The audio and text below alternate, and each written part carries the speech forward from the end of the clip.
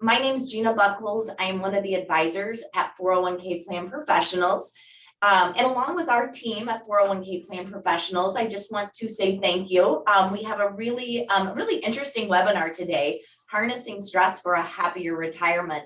I'm really excited for this one because our job is to spend so much time helping people accumulate money, helping people with the financial part of their retirement. And that's what we do every single day. But it's not the only thing that's going to make you happy in retirement. So I think this is kind of fun. It's a little different, and hopefully you'll be able to take away a few tidbits today that'll be helpful.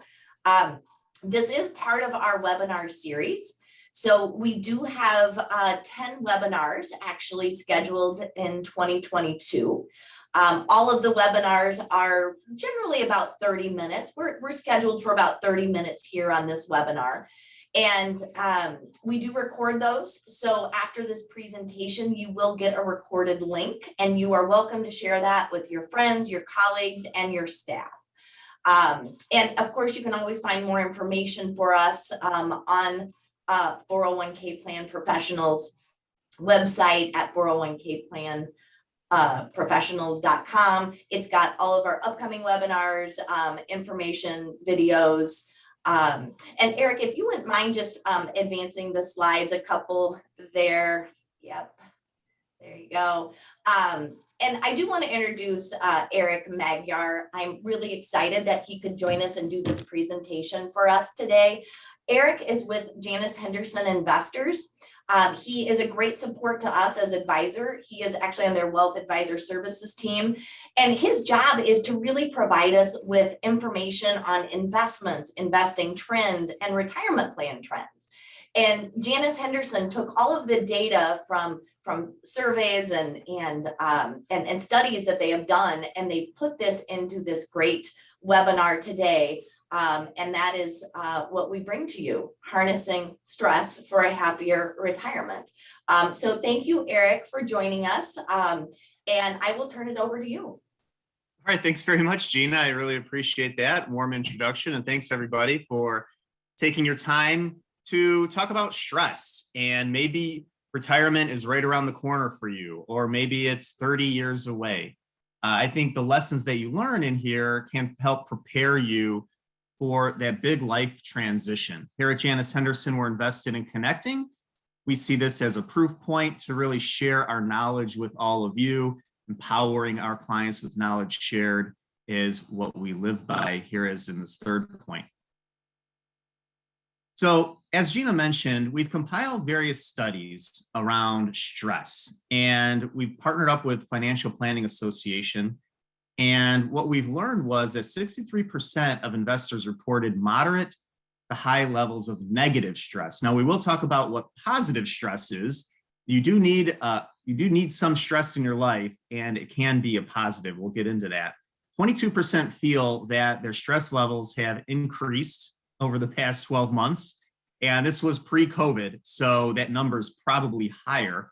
33% say that their stress levels have increased over the last 5 years. So basically, stress is on the rise. Unfortunately, negative stress is on the rise. And these surveys really vet that out. So over the next 25 minutes or so, we're going to talk about science behind stress and finding more positive stress in retirement. We're going to focus the majority on those 2 points because Gina and 401k professionals can really help you with your financial fitness and mitigating negative stress that's caused by not having enough money, that you may outlive your retirement assets, or you might not have enough that you want to pass on to your heirs. That's really personalized, custom advice that Gina and her team can provide. We'll touch on a little bit there, but I think for the purpose of this today, you're probably interested in more of the science behind stress and how do you solve that? So to get things off, the science behind stress. So Hans Selye, he was a scientist back in 1907 to 1982, and he was quoted, "It's not stress that kills us, it's our reaction to it." And if you look up the definition of stress, it's the physical or mental response to an external cause. So it's really your response to an external activity, whatever that may be, whether it's a lion staring you in the face, or it's someone telling you your boss wants to see you in their office in 10 minutes, or whatever that may be, or a rush hour and trying to get to work on time and you're late. It's your reaction to that event. And if you think about it, you can talk your way out, maybe make some mental tricks on really to reduce that stress and some solutions, but it's our fight or flight response. So that's stage one, it's alarm. So let's say you're driving 15 miles over the speed limit and you just pass a state trooper. You might be a little shocked like I am. I travel a lot in my work and it never ceases to amaze me. My heart races. I feel tension. My muscles tense up. Like, is that officer going to turn on the lights and chase me? And then stage two is your kind of resistance. Okay, just calm down. Maybe you didn't go over enough, or maybe it's not quota time. And then if you're in that state too long, you experience exhaustion. And we'll talk about what chemicals and hormones are going on in the brain. So the science behind stress, why does our body physically react the way it does to an external event? And so here's McEwen's stress response system that he put together, this chart in 1998. So at the top middle, you'll see major life events. And I can't think of more major life events than retiring, loss of a loved one that eventually happen in our lives. So one of the major ones is retirement. You've been working your whole life, building your career, having a purpose, personal interactions, building friendships, and then one day that's over. And what do you do? And just thinking about that in the horizon, when you're young, you think about, oh, I can't wait to retire. I'll be sitting on a beach. And I think as we get closer and closer to that date, you might be thinking about what you're going to lose when you retire. So there's also environmental stressors. Over the past 2 years with the stay-at-home order, working from home, your work and home merge together, the dog's barking, the kids need to help them with their homework, they're staying home. Maybe the neighborhood is going on, police sirens all around, just environmental stressors, whatever that may be, major life events, someone passing in the family, your retirement, or physical trauma and abuse. So, those are the events. And then your perceived stress. So a perceived threat, whether, it's that saber-toothed tiger in the Stone Age that is going to attack you and your family. What do? Or it's that interview that you have to go on and you really want this job and your reaction to it. And it varies on whether your genes or development, your own personal experience, how severe that reaction is to that perceived threat. And then you have a behavioral response. As we've learned in high school science class, biology, there's a fight or flight that is built into our brain. And there are hormones that help us cope with these life-threatening interactions. Like I said, that life-threatening stress, like saber-toothed tiger. So also personal behavior, diet, if you smoke or drink, that could negatively impact that. And your psychological, physiological responses. So at the bottom, there are two sides of the spectrum. So you have allostasis and adaptation, and then your allostatic load. So what is that? So allostasis is basically your maintaining stability. You're maintaining stability, things are okay, that there's no perceived stresses. And then your allostatic load, which is basically you've had it up to here, right? I've had enough. That's my breaking point. That you hit your allostatic load. The kids are screaming, your deadline's due, whatever it may be. You're in traffic. You've got 10 minutes to get to work, and it's 20 more minutes on your GPS. You hit your limit. What do? Maybe you scream. Your muscles tense up. What's happening? Well, there's stress hormones that are being produced in your brain. So your perceived stress is having a physical response by having your body produce hormones like cortisol, adrenaline. It causes your muscles to tense up. This is that fight or flight. They need to get your body ready to run or fight physically.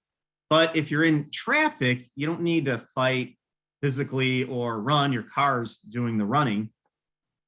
But your body doesn't know that. And so it releases adrenaline, which causes your heart rate to race, maybe sweat, muscles tense up. It makes your brain more alert. Cortisol actually uses sugars more to have your brain function quicker. Your reflexes are faster. So that's the physical response. So how you perceive things mentally have a physical response on that allostatic load. The other thing, prolonged stresses wear out in the brain and your cells called telomeres. So if you think about a telomere, they cover your brain cells. And I like to think of them as an aglet. So when you tie your shoelaces in the morning, there's a little plastic cap on the tip of your shoelace that's technically called an aglet, and that saves your shoelaces from fraying at the end. Well, the same thing with your cells. They have telomeres to protect the cells to keep them sharp and those connections. Now, when you have over time, your stress, your hormones are continually are just pouring into your bloodstream. This is a movie by a quote from Cameron Diaz in The Holiday. And she says that stress, severe stress, causes the DNA in our cells to shrink until they can no longer replicate. So when we're stressed, we look haggard. And that's actually true. With the overstimulation of these hormones causes our cells to shrink, the aglets disappear, the telomeres get frayed, and we look old and haggard, maybe get some more gray hairs. Now you might be thinking, how stressed are you? And Gina can send a copy of this presentation. Here on slide 18 is a stress assessment. So here are 20 questions. If you answer 0 or 1, you're going to be slightly stressed. And if you answer more than that, you're somewhat stressed, significantly stressed. If you answer 60 to 80, you're seriously stressed. So some of these include, how often do you feel tense? How much sleep do you get? Do you get headaches? Do you find yourself frustrated all the time? Do you sleep less than 7 hours? So if you like to fill this out, you could definitely do that as a follow-up when you get this presentation. But it's good to do a self-assessment. You probably have a good idea of how stressed you are without taking this survey, but this will help quantify it for you. All right, so enough negativity, finding positive stress in retirement. So what are the solutions? Now that we know that our perceived reaction to something physical outside has a physical response inside, what can we do about it? And as I mentioned, there are positive stresses. Positive stress can lead to excitement, challenges, motivation, that new promotion. Also a physical stress in, if there's any marathon runners out there, I signed up for a marathon over 7 years ago, and I started a marathon training program. And within there, it has you running every other day, or maybe blocking 3 days of running, and then you have a rest day on either side. You need that rest and the stress.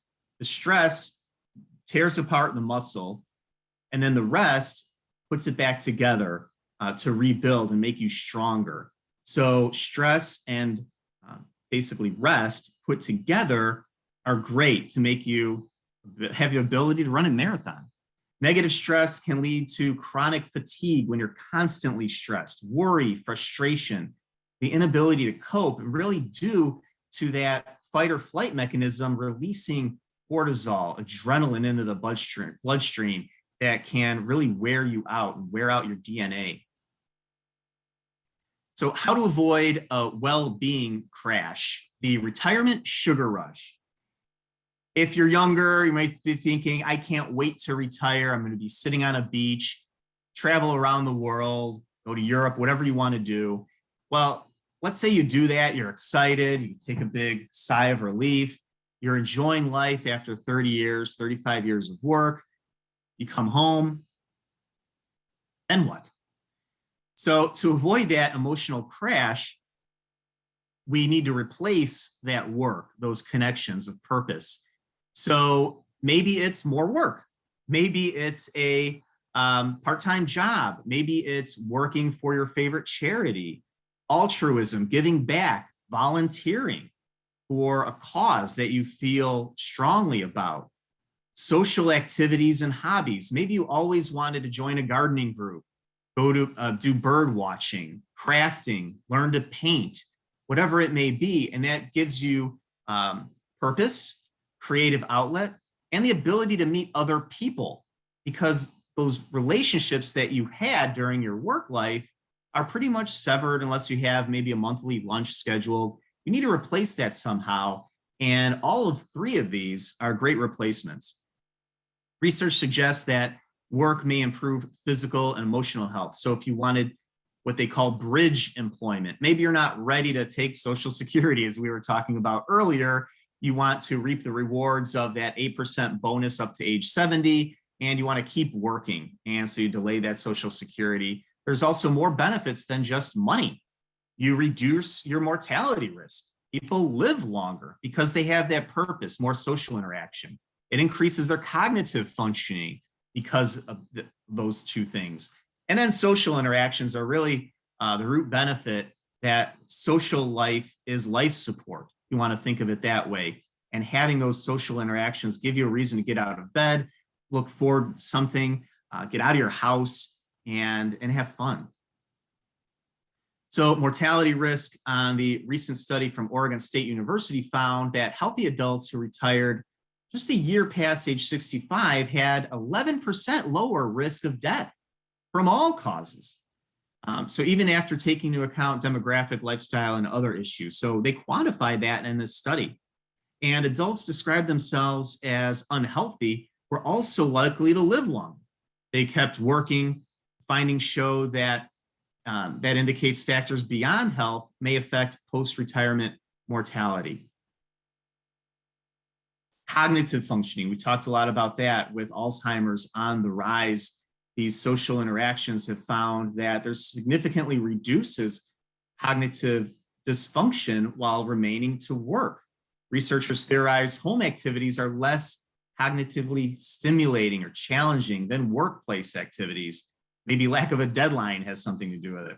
And then separately, 2014 study, approximately 500,000 retired self-employed workers in France found that dementia was significantly less common among those who retired later than those who retired earlier. So a lot of data and research found to validate working longer helps you live longer and may even increase your quality of life as well by giving you purpose and social interactions. Here's some more research that they found. Small social networks, social isolation are associated with reduced life expectancy, impaired physical and mental health. So again, on the flip side of the coin, working social interactions help. Lack of that actually decreases your life expectancy. Researchers from Boston College found that high levels of engagement, volunteer activities, it doesn't have to be work. Say you have enough money, you've done a good job saving, and you don't need the paycheck, you want to give back. Well, these volunteer activities had reported greater physiological, psychological well-being than those who were not involved. And interestingly, side note in the bullet point, second one here, those with the low or medium levels of engagement reported lower physiological and psychological well-being than those who were not involved. So think about that before you retire too. Maybe you want to get involved with your church or charity, whatever cause it may be now, and continue that through retirement. Some physical options were lower blood pressure as well that they found from those interactions. The importance of keeping busy. So in your work life, you feel like you're more than busy. There's not enough hours in the day. Once your work life is over and you're retired, it's really your responsibility to keep busy and find activities to do. And there's some research in Spain that social activities, visiting and communicating with friends, family, entertaining, going to concerts, traveling, were significantly and positively related to self-esteem. Researchers from Turkey found that the frequency of participation in leisure activities is even more of a predictor in life satisfaction rather than the satisfaction derived from the activities from themselves. So if you think about it, what do you have to look forward to? And if you're continually having something to look forward to, it's that increased satisfaction from that. So I'm looking forward to this concert. I'm looking forward to this craft day, this painting workshop, or wine and dine run in Disney that my wife likes to do. Having constant things to look forward to adds even more satisfaction to it. So keep that calendar full. And what retirees do, what they like to do, don't match. And we're going to take a look at a chart in a second of what they say they're going to do and what they don't. So here's a chart that average time spent hours in the first column, and then average happiness scale from a scale of 6 to be the most. And so the first column is what actually people do. Watching television 3 hours a day. That's the most, where the happiness average is on a scale 3.26 that they've quoted. Work and volunteer only about an hour and a half a day. And the happiness scale is almost 4. So you should spend well over 3.5 hours in volunteer work, but this study showed that people rarely do it. Walk, exercise, 0.6% of the time, where happiness scale, just walking around the block, getting fresh air, listening to the birds, it's almost 4% or 4 on a scale of 6 on the happiness scale. So keep this in mind when you create your day. And here's a pie chart of allocation, not money allocation, where you might think of your portfolio on the finance side, but your time. So think about how you're going to replace your day with this 12-hour day. And instead of having a large amount in watching television, maybe increase walking. So family, spending time with family, grandchildren, golf. In this particular case, if you love to golf, that fills up a large part of the day. Relaxing, you have to have stress, you have to have rest as well.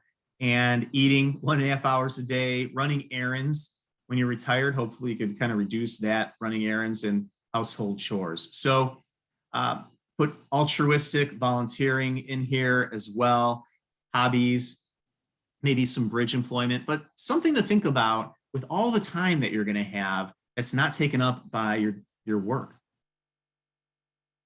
So we have about 7 more minutes here, and maybe 5-7 minutes. We'll talk about financial fitness and some tips that you could start to think about and implement that negative stress once you retire.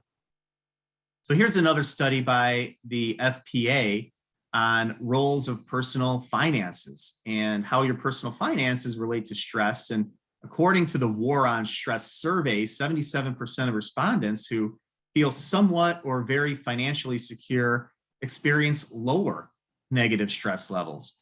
Also, the owning cash. So it's not necessarily total net worth, but how much money do you have in an emergency savings account, which was also found to increase over the past couple of years as we've been staying home more, spending less on eating out or going to the movies, for instance. People had a surplus, and that gave them the ability to kind of replenish their savings account, the emergency fund. And depending on your spending habits and married, unmarried, 2-income, single income, you should have anywhere from 3, 6, 12 to 18 months in cash reserves to pay your bills. And that amount of cash set aside has also helped reduce stress, even more than net worth. So important, but harder than it seems. 73% of those report feeling clear about their financial goals and report lower negative stress. So if you're clear, you have a plan in place. You work with Gina and 401k professionals to have that plan. You know about Social Security and how much you can expect from that for income and other supplemental income, your 401k, retirement plan, pension. Perhaps you have reported feeling clear at lower negative stress. Research also suggests that people employ a dual process for making decisions. So there's the fast and intuitive, and then slow and deliberate. So the knee-jerk reaction in investing, like in 2008 or in March of 2020, when the market nosedives, January of this year, when you see the market decline, you should use your system two to be slow and deliberate and reassess. Okay, the market went down 10, 20%. Am I retiring sooner? Are my goals the same? Do I still have 10, 20 years invest in the market? And maybe not sell out when the market's down. So be aware of that. You're fast and intuitive, your kind of knee-jerk reaction, and then more slow process what's happening and be more rational. So one exercise you can use too, Morningstar has a menu of investment goals. And so instead of just thinking, boy, what am I going to do when I retire? And you think about a conversation maybe you had with your neighbor, what are you going to do when you retire? Well, I'm going to buy a boat and sail around the world. Yeah, that sounds like fun. Maybe I'll do the same thing, but maybe you get seasick or you're really not a fan of the water. And so what may help with that is a menu of choices to look at. So, what are your goals? Do you want to be better than your peers? Is that important to you? Do you want to buy a new house and move to relocate in a new location? Do you want a dream vacation or relocate in retirement? So think about your goals, where you want to live. Are you going to downsize? Are you going to stay where you are? Maybe be closer to the children. Maybe you want to go back to school and stay working. What are some things that you'd like to do after you retire? Maybe you need to care for your aging parents if they move back in with you. Maybe you want to donate a certain amount of money to charity. So you want to earmark money for that. During the past couple of years, people have been reassessing, do I want to retire early or later? And what do they really value? And taking a look inside, what's really important to me and how I want to spend my time. Also taking into fact inflation and inflation of medical expenses as well typically has a higher rate than your overall inflation. So things to consider and plan for. I mentioned this earlier, so the importance of cash, and here to quantify that, 67% of those who somewhat are concerned or very concerned about a market downturn report higher negative stress levels. And then research from University of California found that liquid wealth, that cash, has a higher correlation to perceived well-being than total investments and spending. And I think it's having that safety net in the back of your mind. Okay, market's down. I don't need to tap that money for a while. I can wait and have the market rebound. I have this nest egg over here, this emergency fund. If I need it to pay my bills, I'm okay for the next year. I could just maybe not go out to eat as much or go to the shore, maybe put that trip around the world, maybe out till next year. And one way to think about maintaining ample liquidity is using a bucket approach. Now, obviously, talk to Gina and her team, what's right for you. But one thing to consider is having the first 2 years of retirement in cash. And you may have heard of a sequence of return risk. If you were to retire in 2008, you would have a different experience than if you retire after the market recover in 2009, 2010. So those first 2 years that you can wait if there is a drastic market downturn to make for those payments. Then you could have that in bonds for about 3 to 10 years of retirement, and then stocks for long-term growth because they typically outperform bonds over a 10-year or longer period. You can put that money in equities back into bonds and that surplus back into cash, or to replenish your emergency saving. So just one way to think about that. And here we are on time, and it's a good segue. I'm going to pass it back over to Gina not all plans are created equal. So talk to Gina and her team to see what's specific, what's right for you, and put a plan in place. And having a plan has also proven to reduce stress overall and increase confidence. And it's also been proven that working with a qualified financial advisor reduces that stress in times of large events like retirement. So with that, Gina, thank you for having me on today. I appreciate that. And I'll pass it back to you. Great. Thanks, Eric. I will just keep my eye on the chat if anybody has any specific questions for Eric. Eric, one thing I did want to comment on that I really, really liked in the presentation was how you structure your time allocation in retirement. I think that's really important. It does give people that structure. I'm just curious though, I know a lot of people retire and maybe one spouse retires and the other spouse is still working. Does that change how you allocate your time? Do you have to wait for your spouse to get home to do stuff? I don't know what did the study dive into to any of those, to any of that data? That's a great question. We found actually quantitative data that married couples in retirement are happier, and to equate the same amount of happiness is about $500,000 more in retirement. So to put a number on it, you're actually better off having a partner. And with that being said, it's not always easy. And if one person really wants to work longer, could be great for the financial plan, but the other one, they want to take a trip, they want to travel. I would suggest you have a conversation with your significant other and say, look, I would love to travel. I know you're still working.